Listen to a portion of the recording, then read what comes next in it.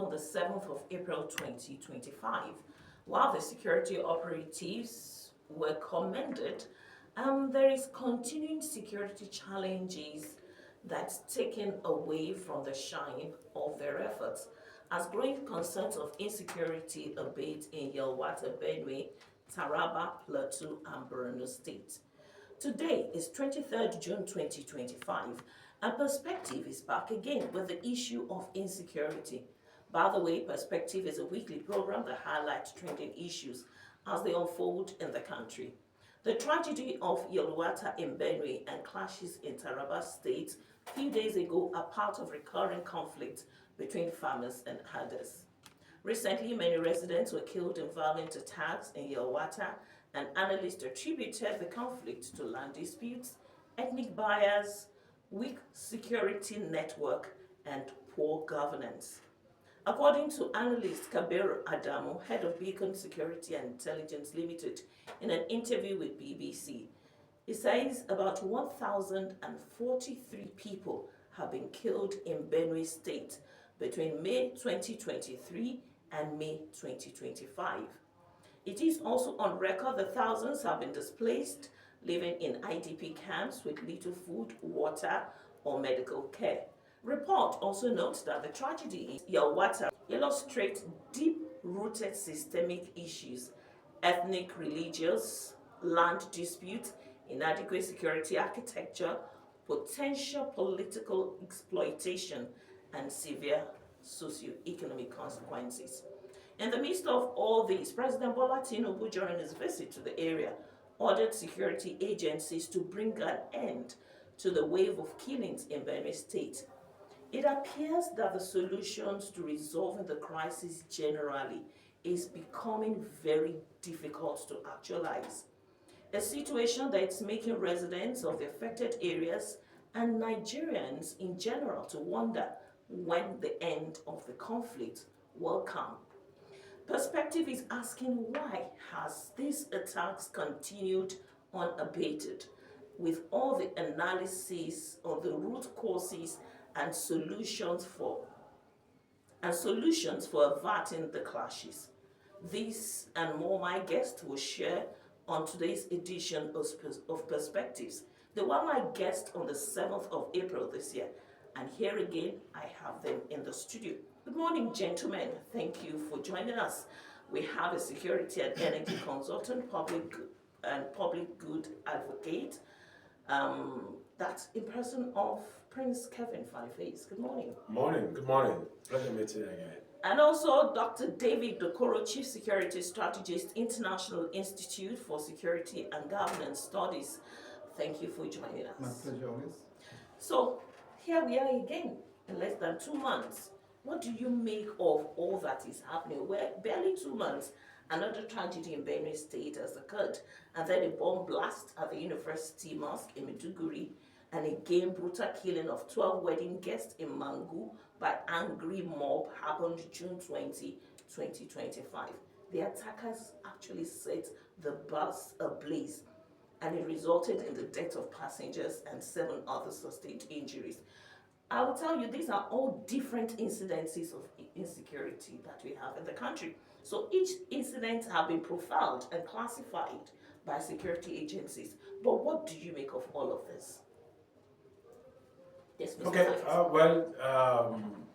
If you look at the happenings in Jos, it's similar to what happened in Uromi, because the suspicion of the wedding guests to be those who had attacked them previously.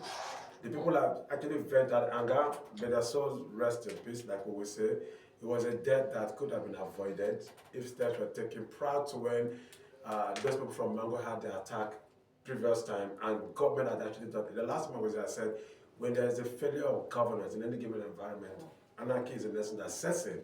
And we have, human life is designed to be self-preserving. And so Benue's situation in August 2021, we had a scenario similar to what happened in this June 13 or so in Yelewata, because similar thing happened in Yelewata in 2021. Oh. Yes. 2021. 2021. Same Yelewata. Send your water. Similar thing happened. The killings, all of the deaths that occurred, the burning of those persons, it happened there. And it's still happening again. So it's not land dispute issue, it's a genocidal approach designed to sack a people from the community to take over those places. It's something that has happened since, started from since 1804. The Usman Danfodio jihadist movement is still what is going on within those regions. And because it enables those who are the herders to have very fertile ground to herd their cattle.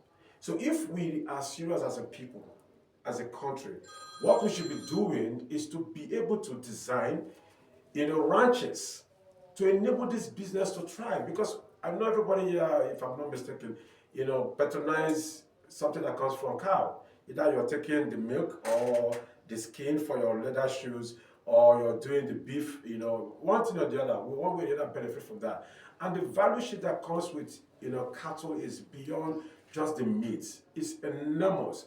So what we should do as a people is to see that as a business and provide the enabling environment for that business to thrive, rather than living under the ethnic guise, then taking advantage of that to champion different causes that undermines the security of the country.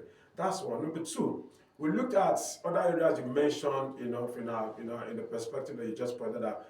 What are we doing as a country? Do we necessarily have a comprehensive national security template and a national security communication template that is designed to ensure that these things, how we relate, how we govern ourselves, how we protect ourselves, are clearly defined? Before we got on, I was discussing with my colleague, earlier to say, we do not have a clearly defined national security template. Even though efforts have been made to design one, but we don't have it comprehensively designed that the nation at large get to know about it. So you now have a group of persons who call themselves different names, either as volunteers or vigilantes or hunters that are armed to protect people. In my instance, I have hunters who guide us with arms. And every day I fear for my life. You know why? Because those are not properly trained men to handle arms. They could turn against us anytime, any day, if they don't have a conscience. So what are we doing to checkmate all of that and ensure communities are properly empowered? The last time I listened to the DGSS, they made mention of communities arming themselves to protect, those kind of approaches are good, but it should be done in a way that it is established, documented, and so people know this is the protocol that they need to follow. So that we don't get to see a state where it becomes a state of nature for us all to begin to use.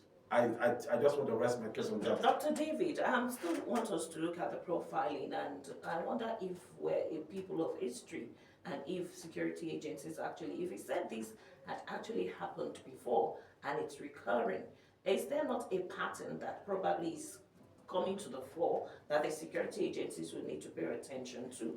Yeah, that's true. There are patterns that if you study the attacks, if you are talking about Benue State, if you study the attack, there are patterns. And there's a history to what is happening in Benue State. There is a history to what is happening in Benue State, there are patterns. And so the solution also is there if you study the pattern and you know the history. I give you an example. We know now, or not even now, but we are aware that those who carry out these attacks come from two states, Taraba and Nasarawa State. That's where they come from. That's where they are based, or they pass through those states. Even if they are not based there, they pass through those states. They pass through Taraba, they pass through Nasarawa. So and then they come to attack and they go back. So the trajectory, the pathway is very well known. So if you know the pathway, then you can trace back to say, okay, this is their route. Where are they actually coming from? Where is their base? I think that's where the question I kept asking is to say, how is it then possible that consistently this group of people, they kill all the time? Even this weekend, this past week, after the Yelewata issue, there were still killings. And if you trace the pathway they follow, it's basically the same thing. So the governor of Nasarawa State one time also talked about the people are actually not in Nasarawa. Or having to dismantle that. No, that's not true. Clearly, these people are not based in Benue State. They come from somewhere.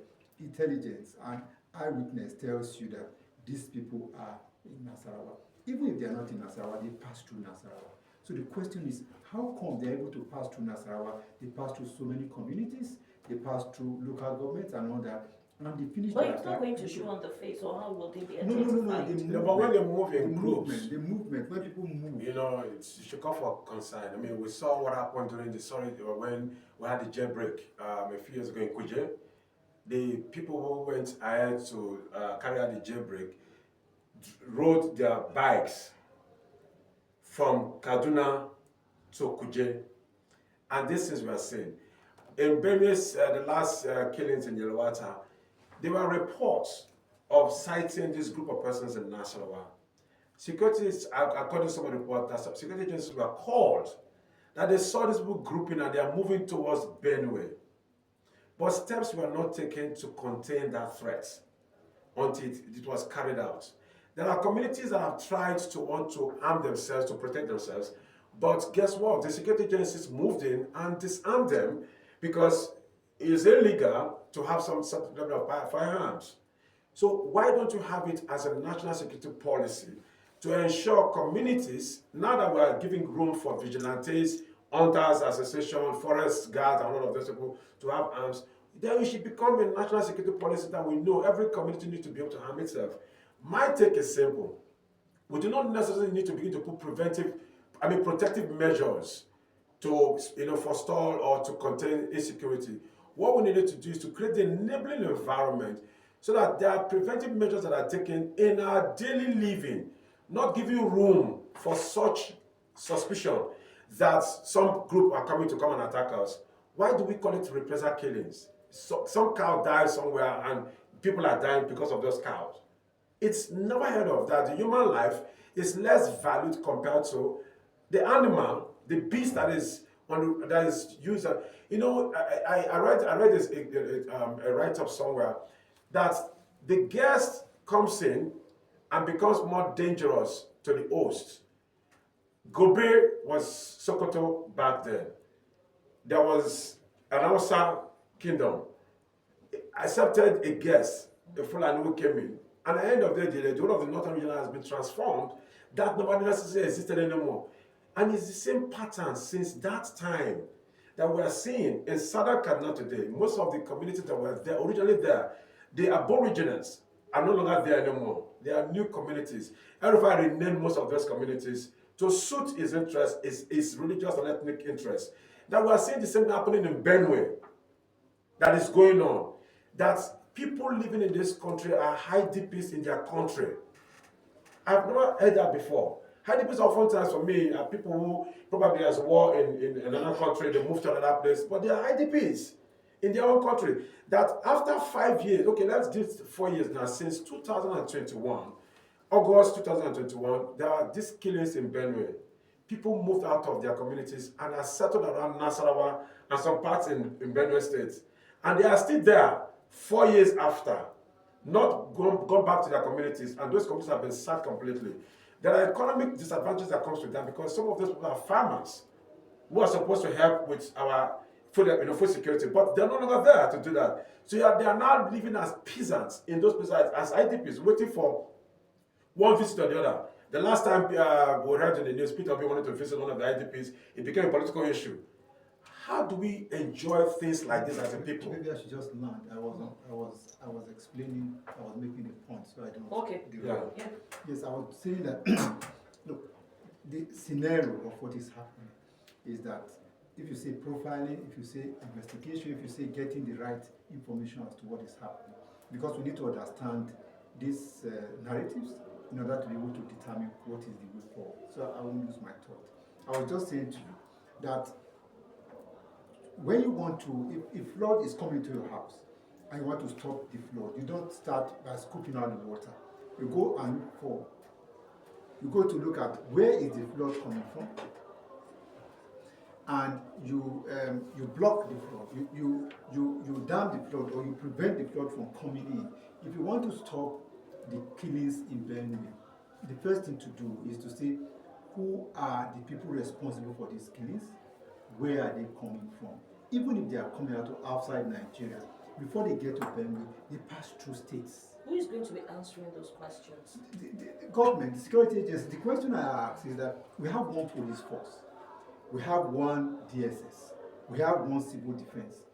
they are responsible for providing security in Benue State. They are also responsible for providing security in Nasarawa State, in Taraba State, in Plateau State. Now, it's a problem when you then ask yourself, how is it possible for consistently the same set of people to come in from Nasarawa or through Nasarawa, coming from Taraba or through Taraba, attack and go back? That's a question that needs to be asked. Why is this possible? And you saw what the president did. The president did ask the IG to say, for instance, how come all this are happening? Exactly, that was going to be my next question, because the president was really shocked that 200 people were killed. That couldn't have been done in 1 minute, and not one person was apprehended. Okay, you see, so he gave the instruction, please double up.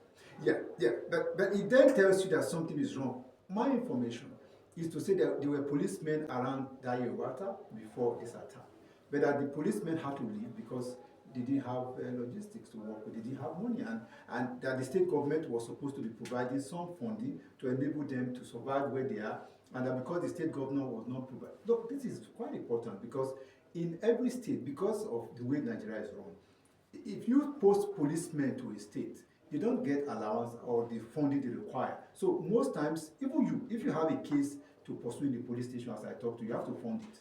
Yeah, I mean, the last time I was robbed. You have to fund, it. You go to report a case, and the police tells you, we need to track this person. You pay for tracking. Yeah. We have to go and arrest the people in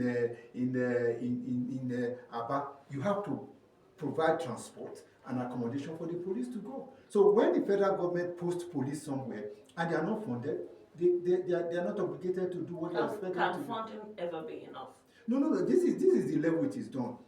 In most states, state government take responsibility for providing for police, special forces that are sent to their state, or police that are sent to particular locations. So what happened in this wise was that I'm told the governor refused to provide funding. Remember that every month, state governors take huge sums of money they say is for security votes. Up till now? Exactly. It increases. The amount is increasing because they tell you the security situation is increasing. So they are supposed to provide resources for the police, because you're asking the question, how come police? Because many times you ask, how many policemen are even there? If you go to Benue State, how many policemen are in the stations? Have you ever bothered to check? How many civil defense men do you have in the stations? So it's a problem that we need to really sit down and see how to address. What way to go? Because the president asked a very germane question. How come people have not been arrested? And the truth is, you might say it's conspiracy theory, but the truth is, we've had these attacks and killings since autumn, 8 years of autumn. How many people have ever been charged to court? So the president also has said the security chiefs should bring lasting peace to Benue, saying the recent killings in the state are depressing. How is this going to happen? It's political. You see, it's hugely political. Security is just an aspect. If a matter is political, you have to settle it politically. For instance, he measured earlier, Mr. Fyneface measured earlier, the issue of ranching. For my study, not every Fulani man is ready for ranching. Not every headsman is ready for ranching. Why so? No, because the I would agenda. have asked that. Why so? The agenda is different. The agenda is different. That's the point. The agenda is different. The agenda is. There are some Fulani people that are genuine headers. There are many that are not genuine headers. And my solution to that is to say, because in Benue State, truly what has happened is that there is a law, the Anti-grazing. Yes, act. That law does not really give room for ranching. Because what it gives doesn't give room for grazing. For grazing. No, even for ranching. You know, I studied that law. I took time to study the law. The law is created out of fear that these people that are coming, the Fulani headsmen, have another agenda. So the idea really is to ensure, because if you look at the law, it tells you that to get a land where you should ranch, the process is long. It takes about 8 months for you to get through from when you apply to when it is given. And it's not even that you are not sure it will be given, because it's at the discretion of certain people. When you get the land, within 1 year, that permission lapses. So you have to start the process all over again. So it's almost impossible for the ranch for someone to get a place to ranch. That's number one. Number two, the government promises that they are going to provide veterinary facility, for herders. It was never provided under our term. So for me, the first step would have been, let's look at that law again. Make it possible for people to have land for ranching, right? Support them to have ranches. Provide all the facility and infrastructure they need to have ranches. Then you can separate the criminal herdsmen from the herdsmen that are genuinely interested to rear their cattle, because there are criminal herdsmen that are killing people. Mr. Fyneface, Yes. if you look at the Ministry of Livestock that was just created, will you be able to address some of these challenges? I think, that ministry was created out of necessity. And whatever that is created out of necessity do not necessarily have the base with which to operate maximally. I kind of slightly disagree with the views you're actually making about the process that it requires to get the land for ranching. I think that law was designed in order to checkmate the excesses of those who have those agenda in quotes to carry out those other ill intention. That after you get the land is approved, that you come back to renew. We renew our licenses every year rather. Your driver's license is renewed for 4 to 5 years. Your international passport, the same thing. But your vehicle number plate is done every year. Why is it so? That we're not too sure that this vehicle and yourself, if it is under the law. So I think it's a provision designed by the wise men in the state to checkmate those excesses. Now, there are no necessary criminal headsmen. No. There are basically the militia arm of this group. Whenever there's a sense of incursion or the killings of the part of the heads, the militia goes out to carry out the operation.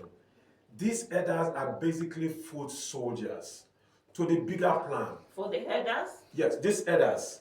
The herders we see going around. You said the militias are like a foot soldier for the herders? The militias are not foot soldiers. The herders are foot soldiers, while the militia group is an arm designed in the general plan of the ethnic nationality of that stock.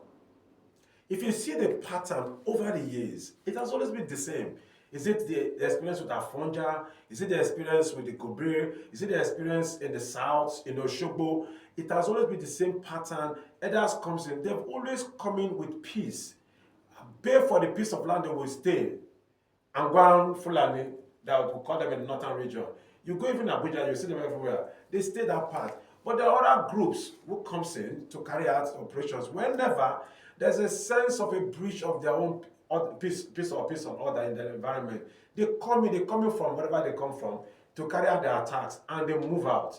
In a few years back, something happened in Enugu, this state Enugu, this place in Enugu, is Nebo. There were killings in Enugu that took place. One of those groups who were going back were arrested by the police in Kogi State. And the DPO, they got video of the killing that took place from these Fulani elders, those militia groups who were carrying out operations. They recorded. Nothing happened after that arrest. The DPO was transferred. The records are there. We should Google it and see. The DPO was transferred and the suspects were released. Why? So there's a grand plan. As a country, we need to sit down to begin to tell ourselves some truth, to say, as a people, this is how we need to be governed. The last one was I said, we should take away that plan of that, movement that took place in 1804. We are now in a society that is supposed to be more egalitarian, where we need to accommodate different cultures, religions, and interests, and not necessarily to begin to want to lord over another group. If you find yourself in a place, we have Taraba that is boiling, hardly reported. The killings in Taraba is also taking place, but hardly reported. There's Plateau that has gone beyond the normal. It's now become a norm. You expect the killings. Now you now see a group of persons who believe, they've been wrongly. Whenever they see anybody that looks like people that killed them, they attack them. And it's wrong. It is because of the absence of governance. Dr. David, so he is saying the Ministry of Livestock is born out of necessity. Is that also why the people are saying, no, we don't want state police? Because if there is a design, if there is a pattern, if there is a history, if there is a state police, they are likely going to follow the trend. Who says they don't want state police? General, even the IG of police Nobody sometimes. says, no, we passed that level. Look, state police have always been on the agenda. a huge chunk of the southern states, one state police. So why is it not happening? No, Why are the blueprints not on the table? why did it happen was that the northern elites, the northern leadership, the traditional rulers, the governors and the intelligentsia didn't want it. But the north have been overrun right now by security crisis. So 2 months ago or 3 months ago, 2 months ago, the leadership of the north met in Kaduna, the governors and the traditional institutions. They said now we want state police. So the north, which was the last block to be crossed, because before you set up the state police, you needed to have political consensus. Everybody agreed we want this. And we've achieved that right now. So what is expected is either the executive sends a bill to the National Assembly, or the National Assembly itself originates a bill to amend the Constitution in order to include state police. Because currently what we have is that the police is on the exclusive list, saying it's only the federal government that can have a police force. But when the Constitution is amended, you're now going to have the state police and the federal police. By the way, there are certain structures that are on the ground that will help us going forward to eventually begin to address criminalities at the rural and local areas where most of these killings are happening. By the way, why we were on the Benue issue of people being killed, over 200 people were killed in Kebbi State by bandits. So the killings are all over the country. And when we are talking about Benue, we are talking about Plateau, we are talking about Taraba, it means that we need to have a national plan. So the point I was making is that at that local level, now we have the National Forest Security Service that is going to help to protect the ungoverned spaces, that is the forest. Where you have the forest are basically usually ungoverned spaces. You have government wanting to set up that, and they will be armed. And then you're going to have, if we move fast, we're going to have state police. It means that eventually we're going to begin to have some a number of boots on the ground in those rural areas. Okay. Now, but there was a point. We're having plenty. Please let's take a break and let the listener know that this is Perspectives on Capital FM. Well, today we're treating continuing security challenges, recent killings in Yelewata, Benue, Taraba, Plateau, and Benue State comes as the focus. My guest, Prince Kevin Fyneface, is security and energy consultant and public good advocate with Dr. David Okoror, Chief Security Strategist, International Institute for Security and Governance Studies. They're helping us make sense of what the country has to deal with in the security sector. To take this conversation forward, because we're really running out of time, creation of the forest guards, the state police, yes, they want it, Ministry of Livestock, yet the killings has not stopped. And it sounds like nobody actually is being punished. So so what the people are saying is, or the general notion is, if they are not punished and they come under an umbrella name, it will foster. Because some people just believe that they cannot or will not be touched. And it makes the whole country feel helpless. There are several issues. When this president was coming and they had asked me in a television station about issues of security, I said the man needs to be very courageous to address the issues of security in Nigeria. Please let me ask one question. Where has the president got it wrong in addressing the security situation in the country? Leaving things to chance. The president actually has not really shown himself as the commander-in-chief of the armed forces. Why? How? How? As a commander-in-chief, he is supposed to be seen as one who is marshalling out orders to ensure that we have adequate security.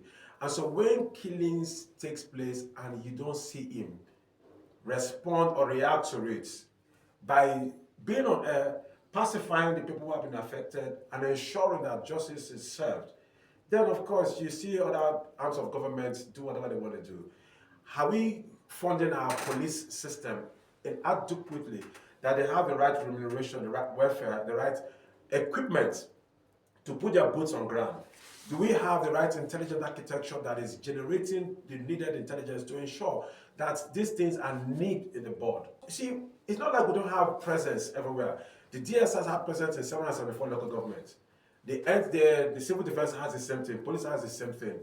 But what happens to the manpower in these areas that it says something about the governors are supposed to be funding some of these things. The governors do not necessarily need to fund because they are actually exclusive groups by the federal government. So if they don't have enough funds, like they claim not to have, the governor's place is to be able to, that's why there's room for a lot of corruption that takes place. Governors buys the vehicles that are allocated in the budget provisions of the police in the National Assembly. They have those provisions, but governor still buys the vehicles, still buys the equipment. Governor still gives us, some incentives to these people, and he doesn't go around. I've been in states, I served in the state, I served in the federal, and I've seen this same pattern of approach that it's only a vehicle where corruption takes place. So my approach is simple. It's for me, for giving solutions to this thing, if the president needs to be the president of the country, then he needs to be able to stand above board and begin to marshal out orders and be seen present in those places. He went to Benue. It was more of a fun-fair thing, going to Benue. I didn't expect the president to be in a reception hall and be addressing people. I expect the president to go to Yelewata, to go to those areas that have been attacked and say, oh, this thing must not be done. And immediately right there, give orders to see that these things are come. Why don't you look at our satellite imagery? That this thing took place. Okay, let's see the satellite imagery. If we don't have all of the data that we need, if NASA can give us, NASA has partners they can relate with. Because the entire world is covered under imagery. There are pictures and videos of everybody going on anywhere you find yourself. So they can look at the patterns of what has happened, the people that have been. Carbon tracing will help. And so these people move to this place, let's locate them and find out who they are. And ask questions along the path that the route they follow through to know where they are and get them, then prosecute them accordingly. Then let's also ensure that the people, the communities are empowered to protect themselves. That's one of the first rules. Let every community have the capacity to protect itself from any aggressors, invaders, no matter where they're coming from. Why? Can you imagine how many communities we have in this country? But how do you want the people to attend to that? If you say the communities, every community, how is it going to work? No, it's going to work. It's simple. As a community, before you get into any community, people get to know who you are, which house you're going to enter. That's one of the first measures. Good neighborliness is one of the first measures. The second measure is that if there are aggressors coming with firepower that you don't have, what are we doing to protect that? So if you empower the police to be there, they should be properly armed as a way to serve as buffers. Then community members who also serve as vigilantes should also have their arms. Even if it's a dang gun, they need to have as a measure to either forestall, to withstand the external aggression that is coming in. If that is not done, and you leave people to chance and expect that because somebody is wearing police uniform, it's protection, it's a false psychological impression. The days where we have that psychological security is gone. Where you have one policeman guides 3,000 people, he has a stick in his hand, and nobody touches him. No, we have gone past that stage. At this stage that we're, even when the police have arms, people are looking for a way to get the arms out of him and commit havoc. So what do? The people need to be self-aware, duly empowered, to be able to withstand minimally the aggressors that are coming in. If that is not done, then we'll just tell ourselves, we're just rhetorics. The president must be seen to be president as commander-in-chief. David, I still want to ask you the same question. Where is the president getting it wrong? The president is doing fair. You see, you govern a nation using policies and programs. There's a structure of governance. It is true that we're in a big mess security-wise, but there are things you can't do because earlier Mr. Fyneface had said that in his estate, he sees people that are bearing arms that are not properly regulated, so are not trained and regulated. So if we say people should defend themselves, I was a proponent of people defending themselves. From 2018, I aligned myself with General Danjuma, who said people should defend themselves. But that funding will come from where? Is it not going to be more expensive for the country when people have to protect themselves rather than channel all the resources into a particular place, probably the police? That's the point I was making, that a government is run in a structured way. You can't do it haphazardly. So the president have started first to say we have a large swath of land that is on government spaces all over the country. So, and those places are usually the forest. If you go to the north, where 2G and all the rest of the bandits say is forest. So he sets up an armed national forest security service. They are armed. That's what makes it different. They are not bandits, they are not vigilantes, they are not hunters. They are armed, appropriately trained and structured. That's the first attack. to ensure that these people are all over the country. My own intervention there, however, is to say that a force of that nature must not be less than 500,000 men, so that they will be able to cover the nook and cranny of the country. The second major intervention at the rural level that will help us to address most of this criminality is the state police. So if you have the state police with adequate manpower, with adequate arm and training and technology, and the Nigeria Forest Service, Forest Security Service, you have the regular police, you have civil defense, we will be able to begin to move towards addressing these issues. But if you say people should go and arm themselves, which I have said should happen, because earlier, under the previous government, there was no move to address issues of insecurity, particularly at the local level. There was a subtle support by government for the activities of bandits, I must say that, and for the herdsmen. But now this president is saying, let us go this way. The second point I was also going to raise in that direction is that obviously the fact that the president went to Benue for me was salutary, because for the first time he was in that hall with various stakeholders. He heard from TIP, the chief of TIP, the top TIP, he heard from the governor, he heard from politicians, he heard from all sorts of people. And then he gave specific instruction. Politicians go and say to work together. Security, ensure that you set out from now to track and arrest everybody. And remember, he was there with everybody that matter in the security sector. It virtually meant to the people who are in the security sector that the commander-in-chief is in the war zone with us. And so there's no room for failure. So it was clear to the security men. You heard what the chief of defense staff said after he had a conference in which he talked about what is supposed to be done. The IG of police that was asked at that point, how many people have you arrested, was an embarrassment. And if you are the IG, he's telling you your seat is at stake. So it is expected that because of the president's visit, people are going to be further mobilized. The politicians know that, look, you have to go and settle. The president said the governor and all the key stakeholders in the state should stay in a room, have a committee to address this issue. My own other addition to that is that these committee members must not come from only Benue State. They must also come from Taraba. They should include people from Taraba, people from Nasarawa, and the surrounding states, where I say, for instance, that all these people are coming from. But you said something jumped out that a lot of people to pay attention to, that the political class should go and settle. Yeah, because there is a crisis in Benue. Does that have anything to do with the crisis in Benue? Because it's political. It's more political than security.